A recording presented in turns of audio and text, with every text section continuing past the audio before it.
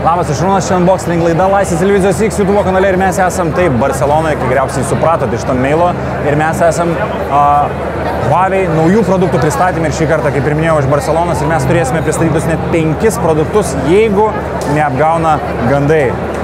O gandai užknisa labai dažnu atveju. Tai mes esam labai fainai centriniai miesto dalyje. Kaip matote, aplinkui labai daug žmonių ir šurmulys, ir mes keliausime į Experience zoną pasižiūrėti, kaip viskas bus čia pristatoma šį kartą. Daug bus dėmesio skirta GT4 laikrodžiui, kas yra makarūnai praėjo. Kas bus skiriama labai daug dėmesio GT4 laikrodžiui, kas yra faina, nes GT3 laikrodis buvo very cool dalykėlis. Ir dar papildom kažkas su akiniais galbūt. Žodžiu, varom ir kaip vis laik pamatysit, ir paskui pakalbėsim apie ką viskas čia buvo.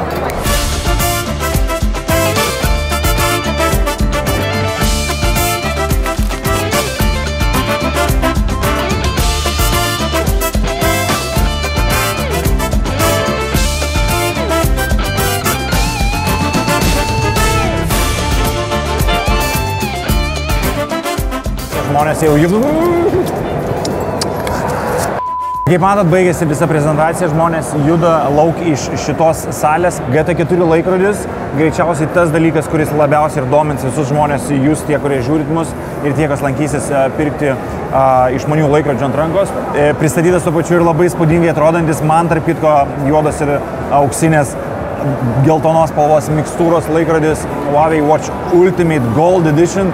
3000 pinigų ir 18 karatų auksas tenai, žodžiu, skystas metalas, Big Dick Energy iš šono. Nežinau, ar pasakysi, kad jisai auksas čia yra, bet kai gerai įsižiūri, tai blizga, tai labai gražiai. Pas mane rankose būtent pabrangiausia versija, 400 €, jeigu neklystu, kainuojanti, bet varijuoja visi laikrodžiai nuo 400 iki 249. Mes ten ant stalo turim 41 mm, mes čia turime 45 čia ant rankos, toks galbūt vyriškesnis ir ten moteriškesnis.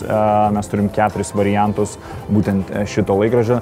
Tai labai didelė dalį pačios prezentacijos buvo skirta dizainui, stiliui ir kaip žmonės atrodo ir kiek daug pačio dėmesio yra skiriama būtent kuriant šitos laikrodžius, ir tai atsispindi jau ne pirmą kartą. GT3 laikrodis labai gerai atrodantis laikrodis buvo, GT2 lygiai taip pat gerai atrodantis laikrodžiai, ir aš galiu pasakyti, kad matyti Huawei laikrodžiai, tie, kurie yra rinkoje, ką mes turime, vieni iš geriausiai atrodančių laikrodžių, ir labai daug žmonių patinka apvalus laikrodžių dizainas, lygiai taip pat patinka metalinės apyrankės, tai daug skirtingų pasirinkimų šiais metais gali suteikti Huawei pasiūlyti šitos laikrodžius. Be abejo, ir tie, kas naudojant Huawei laikrodžius prieš tai, tikriausiai atsimenat, kiek gerai laiko baterija, lyginant su konkurentais, tarkim, tai didesniai laikrodžiai gali išlaikyti netgi 14 dienų.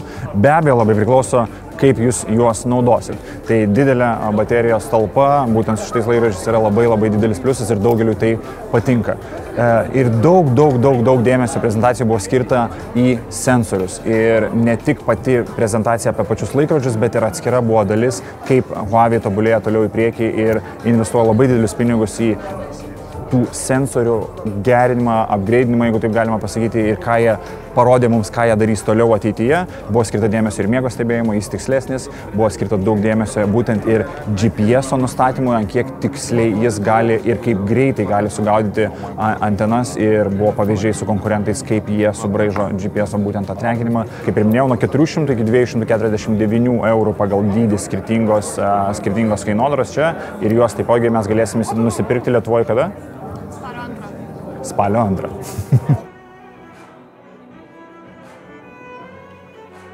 Tai pas mane rankose būtent tas naujasis planšas, kurį Huawei pristatė čia, Paper Matte displejus pas juos čia yra. Šiaip daug apie patį įrenginį nešnekėjo, mes turim 120 Hz, 3:2 formatą ekrano, mes turime 7700 mAh bateriją, bet svarbiausias dalykas tai yra šitas ekranas, į kurį žiūri, ir gana keistais, toks matinis, neatspindytis, atrodo kaip knyga, iš esmės kaip knygos lapas, kuris šviečia.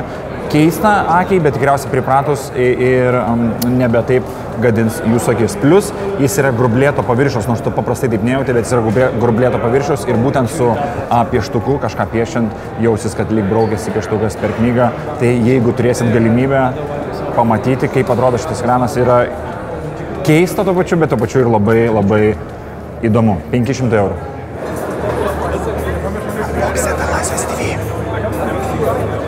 Huawei FreeBuds Pro 3 versiją, mes turim pristatyti 3 spalvas. Pernai metais turėjom apžvalgą būtent šitų antros versijos ir tikrai buvo už kainą labai geras sprendimas. Dabar mes vėlgi turim 200 €, jeigu neklystu.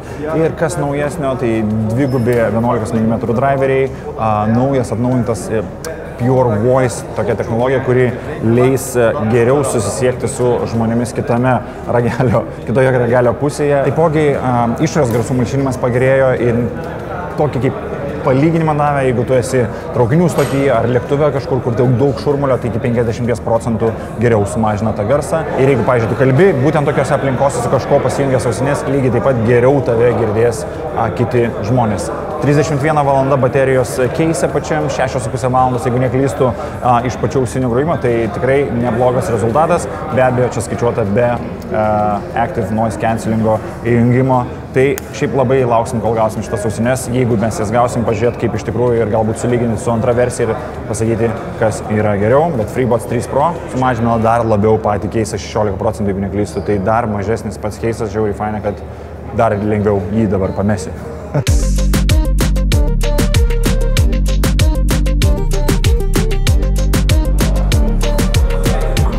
Jo, tai mes čia turime Huawei Eyewear 2, 300 €, jeigu neklystu. Iš esmės, akiniai, kurio dviejų tipo akiniai pristatyti ir iš esmės gali keisti stiklus pagal dioptrijas, jeigu tau to reikia. Ir akiniai skirti tam, kad jie galėtų skleisti garsą tiesiai tau į ausis per kaukolę, biškai vibruojantis tas garsas. Greičiausiai, kas turėjot tokius akinius užsidėję, tai tikriausiai matėt. Taip pat čia mikrofonas, realiai suskalbėjimo toksai devices, kad neužsidaryti savęs nuo aplinkos. Julius sako, kad blogai atrodo. Tai va.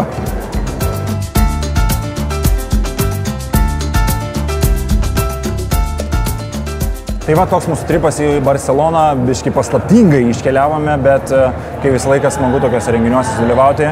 Kaip ir matėt, 5 renginiai. Ne visi galbūt jie atkeliaus iki mūsų lietuvėlės ir galėsite juos pačiupinėti, bet visą laiką smagu parodyti, ką ir kitas pasaulis turi. Tai žodžiu, labai džiaugiuosi dėl GT4 ir be abejo, kai tuos produktus gausim gyvai į studiją, padarysim išsamesnę apžvalgą su visų funkcijų pristatymu ir taip toliau, ir kas pasikeitė ir palyginimus su praeitų metų modeliais. Tai žiauriai didelis dėkui Huawei, kad vėl mus pasikvietė ir pasikvietė būtent čia į Barceloną karštą dieną paprakaituoti. Ačiū Jums, kad žiūrit ir palaikot mus. Nepamirškit uždavinėti klausimus Unbox'e Laisvės TV. Ir tiek. Mes einam